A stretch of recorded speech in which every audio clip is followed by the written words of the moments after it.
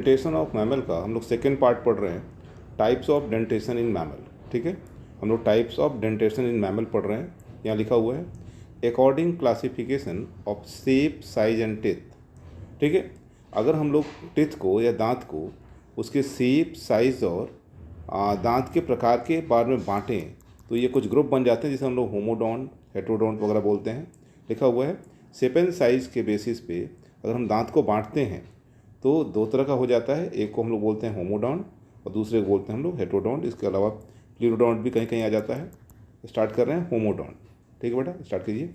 Homodont या isodont type teeth is a condition where the teeth are all alike in their shape and size. याद रखो बेटा, homodont एक ऐसा दांत होता है जिसके बारे में अगर हम बात करें तो वो आइसो टाइप होता है। आइसोडोंट वो दांत जो होते हैं, ऐसा कंडीशन होता है कि इसमें सभी दांत जो होते हैं वो एक समान होते हैं शेप और साइज में। शेप और साइज में एक जैसे होते हैं।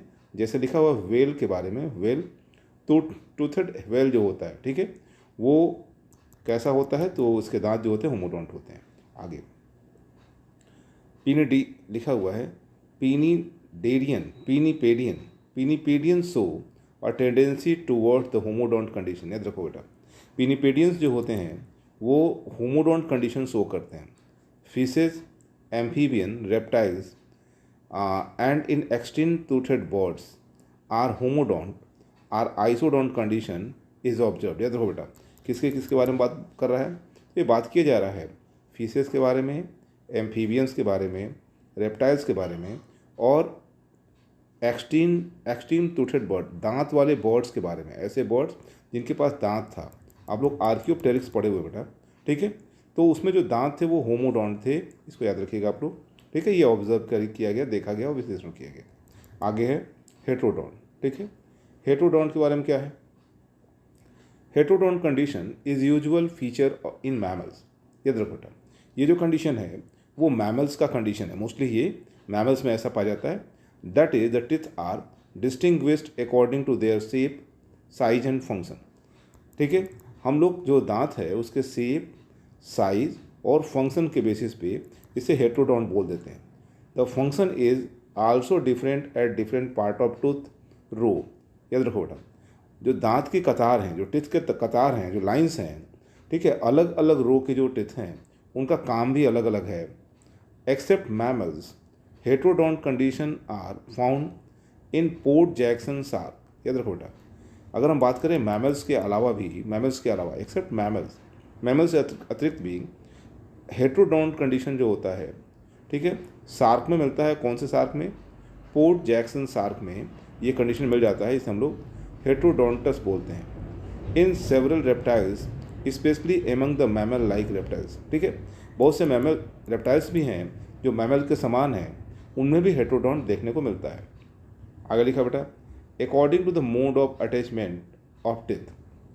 अब जो दांत हैं वो किस तरीके से अटैच हो रहे हैं अपने डेंटरी पे, ठीक है, जबड़े की हड्डी से, उसके बेसिस पे दांत को हम लोग कई ग्रुप में बांट रखे हैं। जैसे एक है थीकोडोंट, यहाँ लिखा हुआ है थीकोडोंट। ठीक है, thecodont dentition is a rule among the mammals. ये देखो बेटा, जितने भी मैमल्स हैं उनका जो दांत होता है वो थीकोडोंट होता है। In this condition the teeth are lodged in bony socket और alveoli, the jaw bones and capillaries and nerves enter in pulp cavity through its open tip of the hollow roots। याद रखो बेटा, ये पूरी line हम पढ़ दिए। इसमें क्या लिखा, तो थीकोडोंट मेनली मैमल्स का दांत है और इस कंडीशन में, in this condition teeth are load, दांत जो होता है वो धंसा होता है बोनी सॉकेट में। ठीक है, जो जबड़े की हड्डी है उसका जो गड्ढा होता है, उसमें सॉकेट्स होते हैं, उसमें दांत फिट होता है। और या उसे हम लोग एल्वोलाई बोल दे रहे हैं।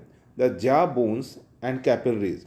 याद रखो, जा बोन के अंदर वो फिट हो जाता है। And capillaries and nerves inter the pulp cavity. याद रखो बेटा, दांत के अंदर कैपिलरीज होती हैं, ठीक है, नर्व सेल्स होती हैं, और दांत के अंदर पल्प कैविटी होती है। आखिर ये पल्प कैविटी के अंदर कैपिलरीज और नर्व्स इंटर कैसे कर रही हैं, तो जो दांत का जड़ होता है, ठीक है बेटा, दांत का जड़ खोखला होता है, ठीक है, और उसमें से होकर के ये सारी संरचनाएं, यानी कैपिलरीज, नर्व, ब्लड सेल्स और भी चीज़ें होती हैं, वो इंटर कर जाती हैं। आगे लिखा हुआ बेटा, ठीक है। Except mammals thecodont type teeth is found in crocodile and some fishes. याद रखो बेटा, थीकोडॉन्ट हम लोग को और भी कहीं मिल जाएगा मैमल्स के अलावा। Thecodont teeth is found in crocodile and some fishes, ठीक है बेटा। यानी मैमल्स में तो मिलेगा ही मिलेगा, इसके अलावा वो मछलियों में और क्रोकोडाइल में, कुछ मछलियों में और क्रोकोडाइल में भी मिल सकता है। Among vertebrate except thecodont acrodont and pleurodont type dentition is found. याद रखो बेटा, अगर पूरे वर्टिब्रेट्स हम लोग देखें तो थीकोडॉन्ट के अलावा दो और कंडीशन है जो देखने को मिलता है, वो है, एक है एक्रोडॉन्ट और दूसरा है प्लूरोडॉन्ट, ठीक है। हम लोग एक्रोडॉन्ट और प्लूरोडॉन्ट भी देखेंगे। आगे लिखा हुआ है एक्रोडॉन्ट कंडीशन। एक्रोडॉन्ट के बारे में अगर बात करें, the teeth are fuse to surface of underlying jaw bone. याद रखो बेटा, जो दांत हैं वो कहाँ जुड़े हुए हैं, तो जबड़े की हड्डी के नीचे से ये चिपके हुए मिलेंगे, यानी जबड़े की हड्डी पे चिपके हुए मिलेंगे दांत। They have no root. याद रखो बेटा, एक्रोडॉन्ट में कोई रूट नहीं रहेगा। And are attach to the edge of jaw bone by fibrous membrane. और ये दांत जो होंगे, एक्रोडॉन्ट जो होंगे, ठीक है, वो जबड़े की हड्डी से, जॉ बोन से एक फाइब्रस मेम्ब्रेन द्वारा चिपक जाएंगे, जुड़ जाएंगे। ऐसे दांत जो होते हैं फिशेस में, एम्फीबियंस में और कुछ रेप्टाइल्स में देखने को मिलते हैं। In amphibians if the teeth are present they are acrodont and homodont except, ठीक है, नेक्ट्यूरस। याद रखो बेटा, अगर एम्फीबियंस की बात करें, अगर दांत मौजूद हैं तो वो एक्रोडॉन्ट और होमोडॉन्ट होगा, ठीक है, केवल एक ऑर्गेनिज्म को छोड़ करके, लिखा हुआ है नेक्ट्यूरस को छोड़ करके। all reptiles do not possess acrodont type of teeth. याद रखो बेटा, सभी के सभी रेप्टाइल्स में, ये क्या बोल रहे हैं, सभी के सभी रेप्टाइल्स में एक्रोडॉन्ट टीथ नहीं होता, ठीक है। द एक्रोडॉन्ट पॉसेसिंग रेप्टाइल्स आर, ठीक है, स्फेनोडॉट, ठीक है, ड्रैको, एग्मा, यूरोमैस्टिक्स, ठीक है। ऐसे ही और कुछ स्नेक्स हैं, कुछ सांप हैं जिसमें आपको मिल जाएगा एक्रोडॉन्ट टीथ। क्लियर। इसमें और क्या लिख रखा है एक्रोडॉन्ट के बारे में देख लीजिए, रिमार्क लिख रखा है, the teeth is modern amphibians that teeth in modern amphibians are attach to pleurodont style to outer wall in border alveolar groups, ठीक है। आप जॉ बोन, याद रखो बेटा, आउटर वॉल से लगा रहेगा, जो जबड़े की हड्डी है उसके बाहर के सदस्य लगा रहेगा।